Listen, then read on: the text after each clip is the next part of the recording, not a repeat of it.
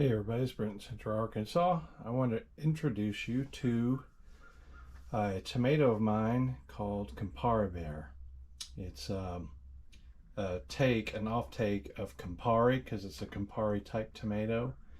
It should be right around the 2 range up to 3 ounces, 2 to 3 ounces, and this is that tomato. Bring it in close here. These are ripening. They're a beautiful tomato, thick-walled, very crack resistant, and highly disease resistant. This is the tomato plant, and I'm growing it here in the grow room for the next generation. And within these may be seed, there may not be seed. But part of when I grow for next generation is to validate that they do not have seeds in them. So this is another Parthenocarpic line of mine.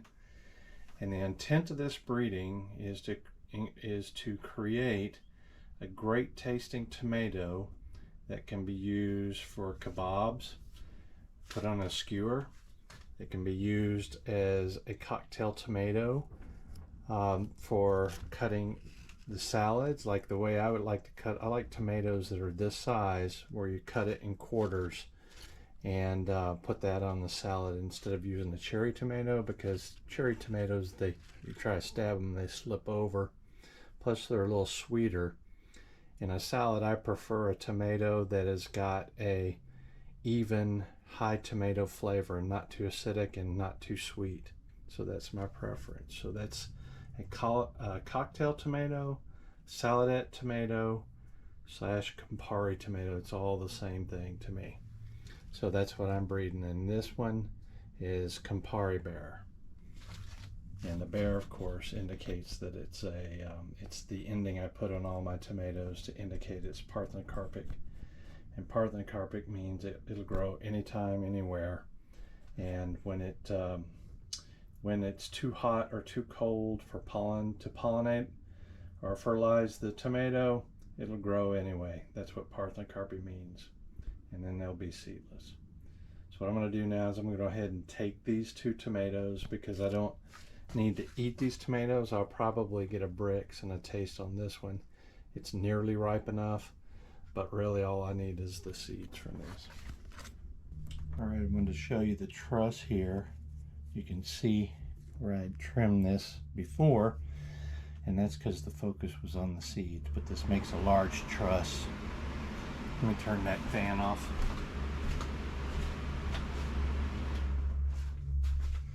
This makes a large truss, and I'm going to cut this too to give you a view of what it looks like. If I can find my trimmers, there they are.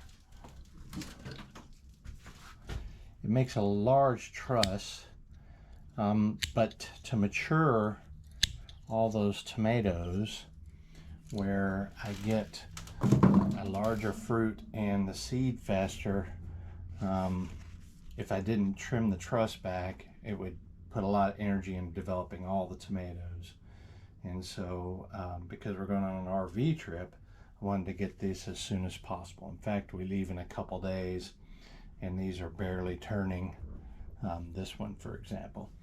But yeah, it makes a lot more tomatoes on each truss, and if you don't trim the truss at all, they'll be a little smaller than this one, probably more like this size here, all of them. So they're pretty consistent. Let me show you what they look like. Beautifully shaped, very small flower scar in, very small stem end, slightly recessed. It's just a perfect shape. And the color isn't vibrant red. It's kind of a light reddish to pinkish color. So I'm going to now move up here up front. I'm using the GoPro camera, so I can't see what you're looking at right now.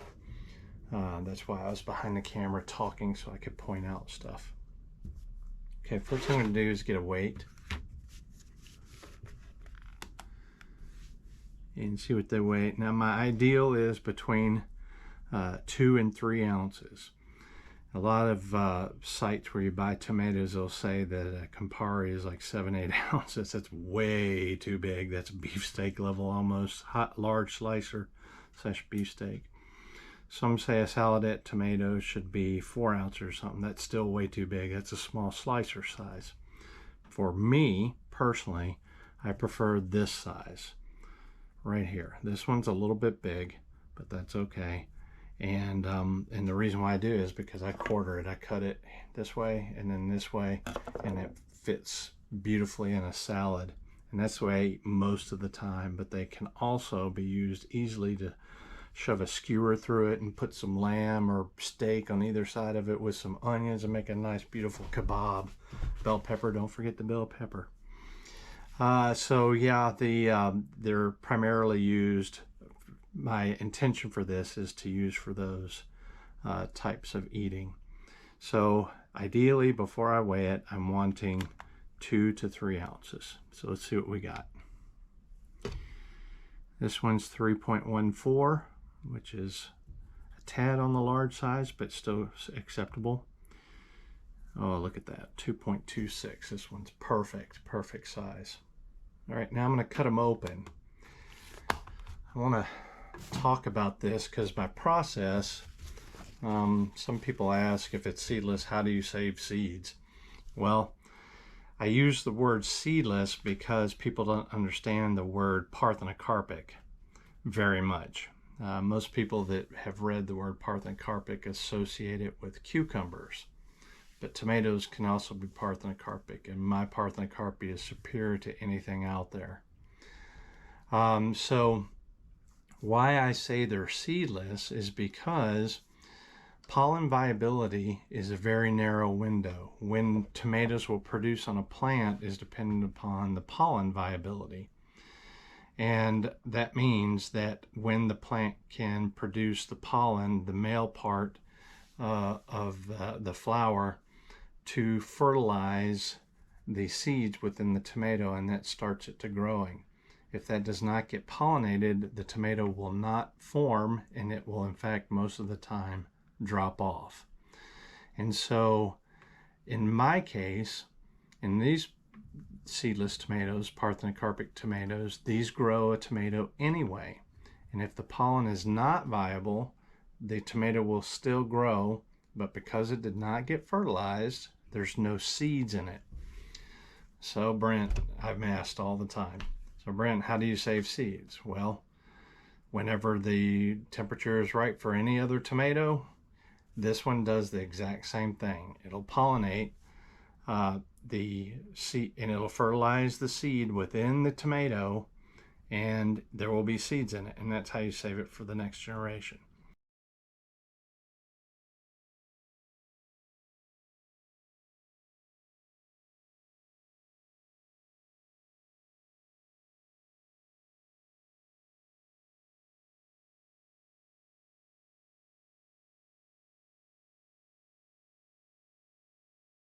So I really should be saying these are parthenocarpic tomatoes, but because a lot of you out there don't understand the word and what that means, I say seedless.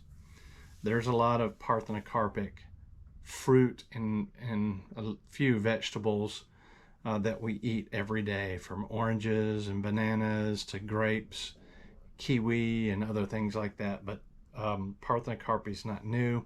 It's just good Parthenocarpian tomato doesn't exist until now. And so, yeah, I'm having it tested and all that in the future, and we're going to find out as soon as possible when I can bring these lines forward. And you'll see here this says bear after B-E-A-R. That's not the big animal, although that's kind of neat. This is bear, B-E-A-R, as in bearing or producing, producing offspring or something. You're going to bear a calf or bear whatever. So the Campari, the first part of the name, is an indicator what type it is or whatever name I give it, and all of my tomatoes will say bear on the end of it. All right, so before I cut these open, I'm going to tell you I don't know if these are going to be seedless or not. This line is highly seedless. It likes to be seedless. But these sepals here, these long parts that are behind the flower, the green long parts are called sepals, and those are pointed. Now whenever, let me get scissors, whenever I masculate or take these off to breed, you'll see that they're usually cut like this. And that's how I tell if this has been, the male parts have been removed to make it seedless. But because I just left them on the line, I need the seed. I'm hoping they have seed, but if they don't, then I have to wait for the next, I have to use my little toothbrush here and pollinate the dickens out of them to make it drop seed. So that I mean drop pollen so that I can save the seed, because I want seed. I already know for a fact that this is highly Parthenocarpy. Okay, that being said, the reason why I told you all that is because I don't know if there's going to be seeds in there. There may not, there may be, and there may not be. And the reason why is if it was outside, that would for sure have seeds, but this is in a grow room, and in this grow room there's hardly any wind. There's no pollinators like bees or anything, so and I don't shake the flowers very often, but a lot of times just the slightest little thing will cause them to fertilize, the pollen to drop into fertilize. Things like a high windstorm pounding the building, which causes everything in this grow room to kind of vibrate a little bit, like a thunderstorm or something like that. So all said, I don't know if there's seeds. So I'm going to cut them open. This is the first one, and even though it's not ripe, as soon as it starts changing color, the little bit, even when they're dark, what they call mature green, the seed in it is good. So I know for a fact, because there's a color to it, any color that the tomato is going to be, that the seed in here is good, and that's what I'm after. So I'm going to cut this open, and we're going to take a look at it. Yeah, I can tell from cutting, this has got the thick walls and stuff that makes this particular line so beautiful. I'm going to look up here to see if you can see. I have to touch the back of the GoPro. Okay. If you look at this, you can see how thick this wall is here, and that makes it crack resistant and beautiful to add, to puncture and add, or to add on a salad or anything like that. And if you look in here too, there's seed, and that's good. I want seed. All right, I'm going to cut the other one.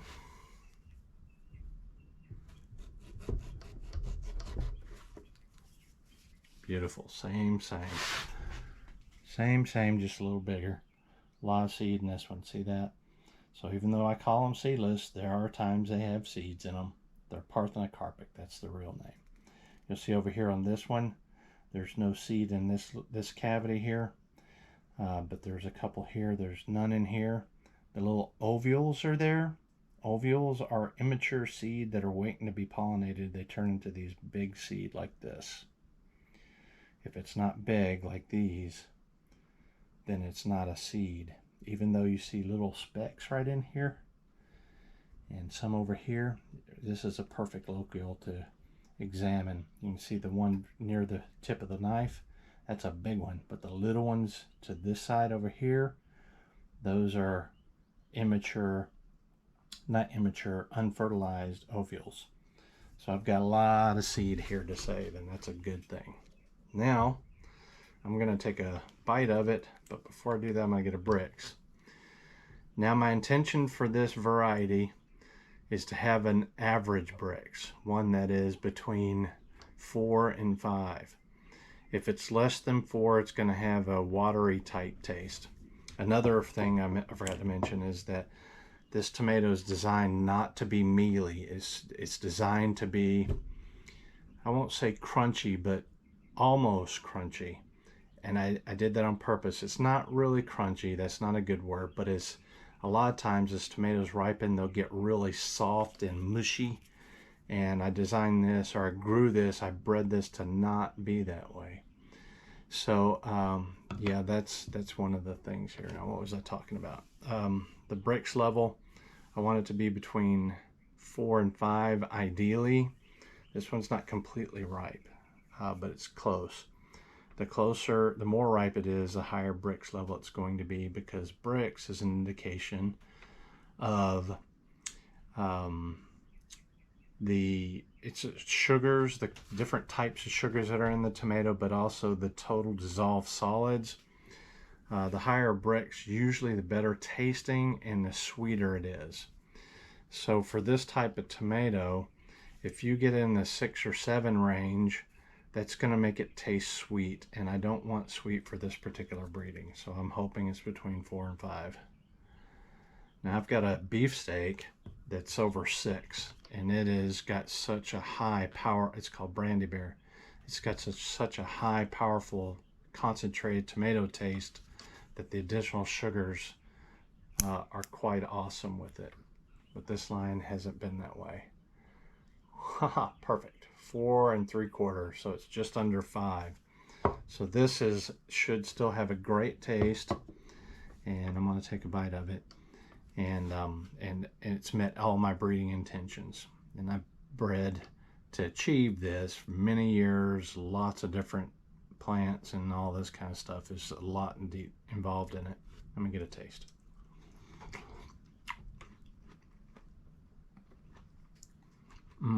Perfect.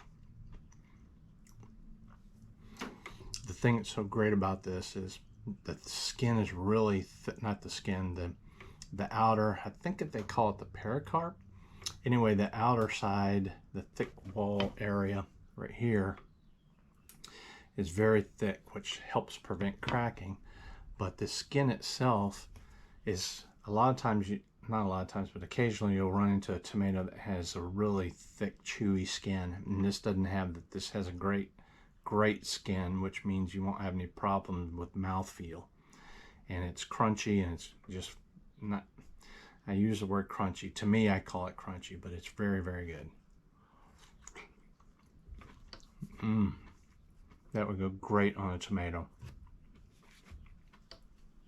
One of the things here, let me see if I can show you, that I'm trying to breed for all my tomatoes is, see how I cut it there? And if you look here, you can see this little area here that comes underneath the flower. I call it pith. I don't know what it's technically called. But if that is, a lot of times you'll see that it is huge in a tomato, especially like a mega bloom.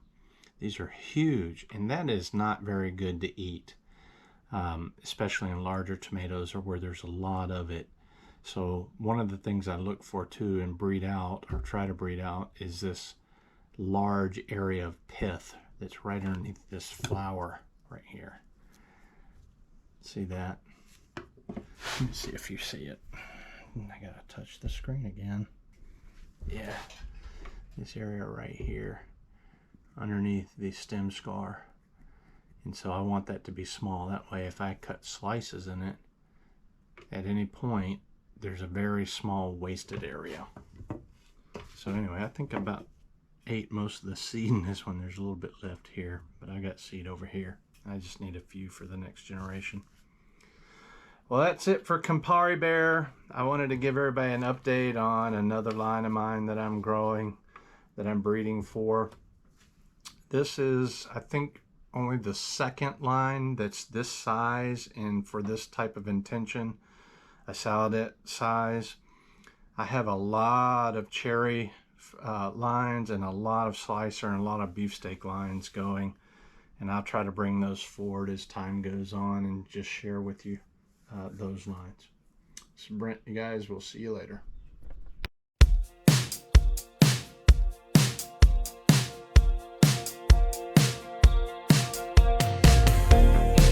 How long do we gotta stay here for people we don't know in one lines? All of the clothes are designer, fast cars and who knows who. Yeah, I know what they wanna say. They're gonna ask me if I'm gonna make it. I don't care if I'm gonna have to fake it, long as I can be real.